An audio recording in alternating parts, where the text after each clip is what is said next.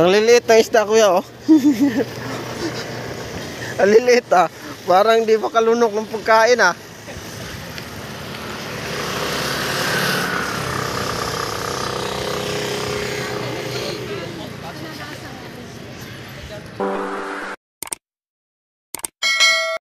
So hi guys, for today's video, gagala muna tayo. Ito yung tinatawag nila ditong night market. Ito ay malapit lang sa dorm namin.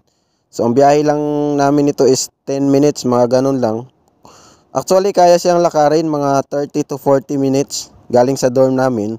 So dito kasi is maraming pwedeng pagbilhan din. Mas mura dito, parang kumbaga palengke style siya. Pero iba sa kanila dito, tuwing hapon lang ito. Ito ay mag-aalas 5 na ng hapon. So hindi pa bukas lahat ng tindahan kasi night market nga. Sa gabi siya magbubukas. Okay? So dito ang target kasi namin dito is mamili-bili ng mga shorts, jogging pants, kung merong magustuhan, jacket. Last time kasi nakabili dalawang jacket. So tag 100 lang siya. So mura, 'di ba?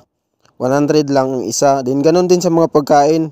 Walang problema pag magutom ka rito kasi ang dami rin pagkain. Nagre-range lang din sa mga 50 to 100. Yung tinapay na tag 20 nga lang eh. Masasarap na. So walang problema pag gumala ka rito na nagugutom kasi marami silang pagkain. Halos meron lahat. Gulay, prutas, meron sila.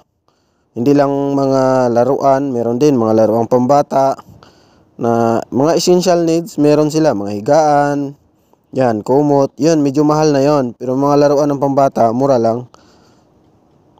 So, yung mga tingin-tingin lang, yung mapili dito, yun na yung bibili namin. Halos lahat sila, parang palengke style siya, pero kung pag magutom ka, marami pagkain na lulutuin pa lang. Yun yung kinaganda kasi mainit ba, mag-aantay ka sa pagkain mong lulutuin. Ang dami nila, ang mga sapatos lang na, di ko alam kung magkano price, wala kasing pricing nilagay. Pero usually sa mga pants, nagre-range lang talaga siya ng 100 to 150 ang isa, bawat isa. Itong mga ano naman, yung mga pagkain, iba-iba din yung price. Nagsisimula sa 20 pesos sa mga tinapay. Ayan, ganun din sa mga laruan din, ganun din naman. Actually mas mura talaga dito kumpara mo sa mga mall.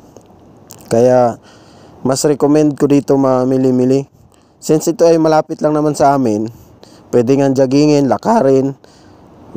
So kailangan din talaga naming lumabas-labas.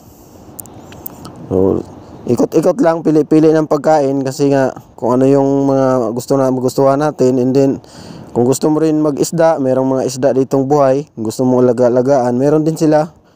So, hindi na natin tinanong yung price kasi meron naman dun sa dorm ng ilalagaan ni kuya. Ano lang dito, maliit lang yung mga store nila. Kaya madali lang din ikutin. Saka iilan pa lang yung mga time na to, iilan pa lang kasi ang nagtinda. Kaya ano muna talaga, saglitang gala lang naman kami. Ito yung gala na saglitan lang ba.100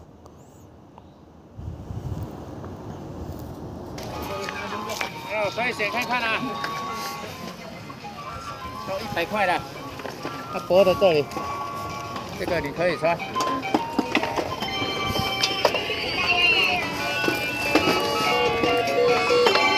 Ang ending, pumila na talaga ako dun sa may chicken or spicy chicken na laman. Ito yung pinakamasarap sa akin eh.